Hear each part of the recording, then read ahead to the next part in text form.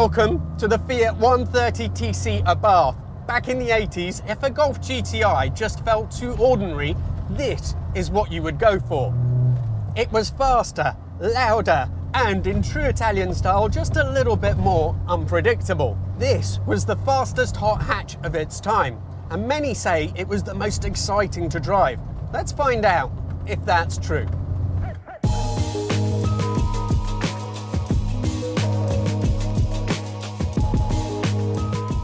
The Strada, or Ritmo as it was known in the rest of Europe, appeared in 1978 as Fiat's big rival to the Golf. It also replaced the ageing 128. It was quite a radical design. Remember, this was the time of straight lines and sharp edges, but the Strada went for bulbous curves, and famously, it had no front grille at all. By 1982 though, Fiat decided that it needed a complete refresh in order to continue to compete with the Golf and the Escort. So out went the quirky face and in came a standard grille. And that's a shame really, because that unusual face was what made it stand out. Then in 1983, Fiat gave us this, the 130TC Abarth.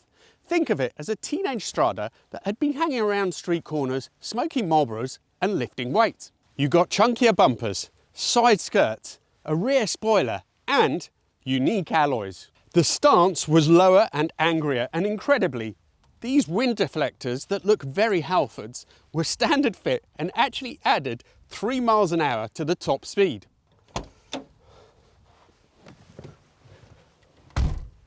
Inside you've got these ridiculously heavily bolstered Recaro seats, plus an Abarth steering wheel and a close ratio ZF 5-speed box. The rest of it is all pretty much standard Fiat of the time. Lots of lovely dials right in front of you, very blocky design, but actually quite nicer than you might expect. Underneath the bonnet is where it gets really good. Fiat fitted the legendary Lampredi twin cam, the same family of engines that powered everything from the 124 Spider to the Lancia Integrale. It first appeared in the 125TC, but in this application it has twin carbs, either Soluxes or Webers, depending what mood the factory was in while it was building your car. Now they say that the Soluxes aren't as good as the Webers, but Mark, who owns this one, has left them on there and says that they're absolutely fine. Officially, it made 130 horsepower, but you've got to realise, in a car weighing a smidgen over 900 kilos, that's a big deal, particularly for the early 80s. 0 to 60 was in just 7.6 seconds. That was faster than a Mark I Golf GTI, than a Ford Escort XR3i and even an Astra GT. And top speed was just a smidgen over 120 miles an hour. What set the 130TC apart though wasn't just the numbers, it was the way it delivered them. This wasn't just a Fiat with some sporty trim package, it had proper heritage. It came from the same company that built the rally-winning 131s, and this shared some of that DNA. It looked like a hot hatch, but it was more like a junior touring car. And the first series of cars were even built at the Abarth factory on a separate line.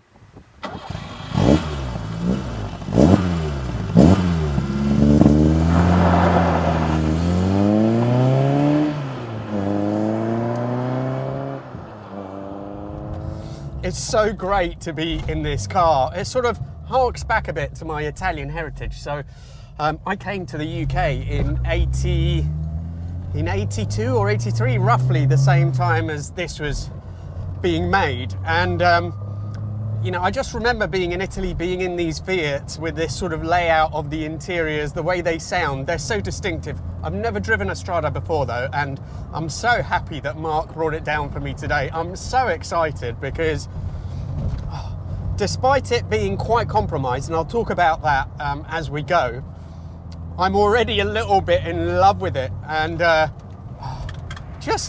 okay, let's start off with the driving position. Now I've heard that this is the Italian sort of scrunched up legs, long arms, and it is to a degree, but it's not too bad. It doesn't get in the way of driving it. What is weird are these incredible seats. Now they have even the hole for a harness if you wanted to have a full harness, but no harness is fitted, luckily. I hate those things.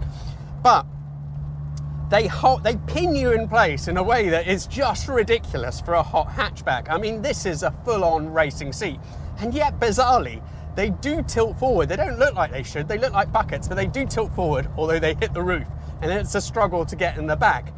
But they're also rock solid. There's not much cushioning in there, and as a result, or on the sides, as a result, they dominate the way this car feels. Let's just take the engine through its paces, and I'll tell you more after that.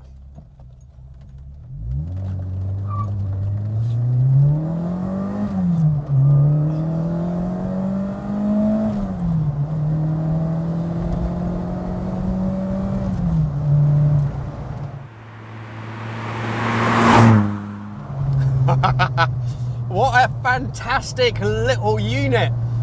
The Lampredi twin cam, it does, when you sort of rev it through to the top, it has a little bit of buzziness to it, but not enough that it would, you know, upset you. It's just the character of the car. It makes it feel even more racy. It's got plenty of punch even today. 7.5 seconds, 0 to 60. It probably feels a little bit faster when you're in it because noise suppression isn't that great. The suspension is really jittery, so you're sort of bouncing around all over the place. And it's so willing to pull towards the red line that it just gives you more than it should. And, oh, this thing, oh my God, it's so much fun. Oh, wow. The steering is, well, one of the best I've ever experienced on a front-wheel drive car because, I mean, there's the odd, you know, chestnut, it's got feel. Yeah, it's got feel, but it's more than that. It's sort of silky and very responsive without being nervous. Sort of getting over myself here trying to describe it. But anyway, the gear change is probably the bit that I enjoy least about the car. But having said that, it's got quite a short shift to it. It's quite positive. It's a little bit notchy. But again, you know, it gives you that feeling that this is a functional thing. You know, it was designed to do what it was without compromise.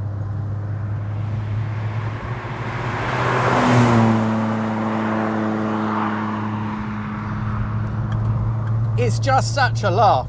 And the suspension really is quite stiff. I mean, you can feel everything that's going on underneath you. And there's a bit of lean, but not that much really. It does keep it pretty flat. The one weird thing is that it feels like you're sitting really high up, because you are. Bizarrely, these seats, they could have put them at least an inch lower. There's nothing underneath them. The platform on which they mount is way high, and I just don't know why they did that. It would have been better lower. Perhaps Italians at the time being quite small, they wouldn't have liked it. I don't know. But look, we're coming up to the S's now, and oh, we've got some cars in front of us. I'm going to slow down and wait for a second. Okay, and like magic, the road is clear, so let's go.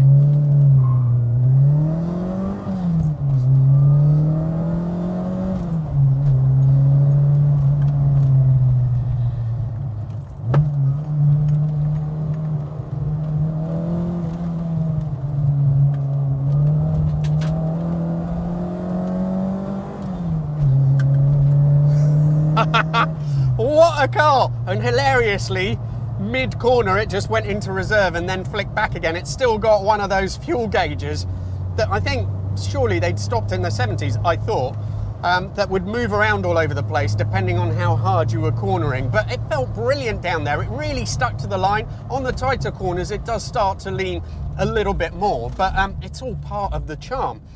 And I guess I don't need an excuse, but we're going to take it through the gears once more.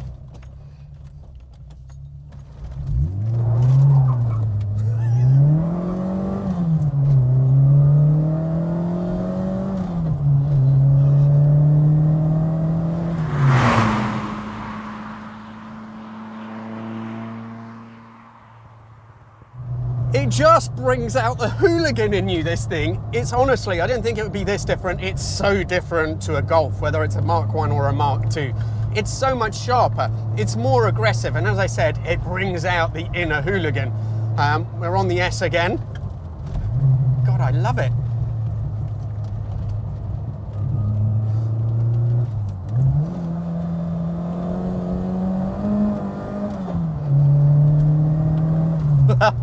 Made a mistake there, went in third. I should have gone in second, and then I downshifted halfway through that S-bend. But it doesn't like particularly going in on a trailing throttle. Then you might get a bit of understeer. You want to go in on a nice progressive accelerating throttle, and then it goes through absolutely brilliantly. The engine essentially has just an awesome mid-range. I mean, it will pull right to the top, but it loses fizz probably close to the red line, which is fine, I suppose, but pulls really hard from sort of 4,000 to 5,500.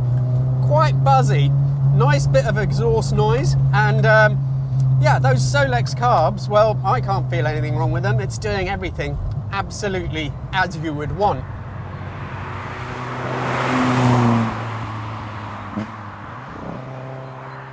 You know, it really does make the Golf feel quite clinical, this. When you're going, you've got that mental little engine, you've got the wheels sort of tugging in your hands, and it's just a much more exciting car to drive, as well as feeling way faster. There are, though, some downsides. I mean, the build quality on the Golf, especially the Mark II, is really way better than this. This isn't as bad as I was expecting. I can't hear too many rattles, there's not too many things moving around. A Fiat Uno of this era, I think, was worse than this. So not terrible, but yeah, not as well built as a Golf. When you close the door, it has a particular sound to it, and it doesn't feel expensive or particularly solid, which is why it's all the more remarkable that this car has survived for so long. It's a real testament to Mark how amazing this thing is. It has 70,000 miles on it, and I've been round it today filming, and I cannot spot anything wrong or out of place with it.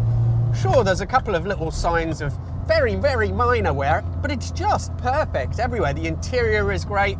You know, I can't fault it. It's amazing that this thing has survived so long. You know, everybody loved the Golf GTIs, but things like this, people just didn't look after them, and it's a shame, because it really deserves to be known for the way it drives. It's brilliant. It's one of the best front drivers in terms of overall fun, you know, that I've ever come across. It's not quite as good as the later French hatches in terms of the front wheel drive chassis. They resisted understeer a bit better than this, but still, awesome thing. The brakes are okay, but unremarkable. They don't inspire a massive amount of confidence, and the pedal is a little bit mushy. Not sure if that's standard or just what's happened over time. I suspect it's standard, because honestly, this car is so good. It's had about 300 hours put into it in terms of doing it up, new suspension, new everything, that I doubt there's a problem with the brakes. They're probably just not amazing, but they're just about good enough. It's got struts at the front and then semi-trailing arms at the rear, which is the same as a Golf, but it feels so different as a car. If you wanted to buy one, good luck, because they are uber rare. Now, there's the 125TC that came below this, or the 105TC, which is the 1.6 version, 105 horsepower, had the original sort of face, which you may or may not like. I do like. But obviously, between 125, 130, there isn't a huge difference. And supposedly, the 125s have the extra cachet that they were still made on the Abarth line. But this obviously will have a little bit more go to it. Anyway, if you want to get one, there is one on sale now. I don't know anything about it. It's a grey car, roughly the same as this. It's on for £16,000. One thing I did notice is the wheel isn't original, and it doesn't have the iconic Halford trims on the side, but I'm sure you could live with that. If you want to get yourself a fun hatch from the early 80s and be a bit different, don't be the samey buying a Peugeot 205 or anything like that, then I really recommend you go for one of these. You will not be disappointed. It's such good fun to drive.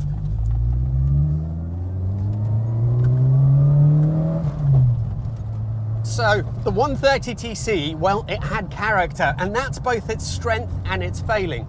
The thing with the Germans, with the Golf in particular, is that they built a car that you could genuinely use every day. Okay, it wasn't as sharp, it wasn't as rewarding as this, but with this, you know, it's noisy, it's buzzy, it's not as well built. The 130 was a car that, rather than living day to day, you'd maybe want to have a fling with. Exciting and fun, but maybe a bit much if you had to live with it from Monday to Friday. The Tipo 16 valve came after this, and by all accounts, it was a great car. I haven't had a chance to drive one of those yet, so if you have one, please do get in touch because I would love to do a video. Now, if you enjoyed this, do check out the video that I did on the 145 Cloverleaf, which was Alfa's equivalent of this that followed a few years later. A brilliant hatch from the 90s. Thank you all so much for watching. Thank you to Mark for bringing it down. See you for the next video.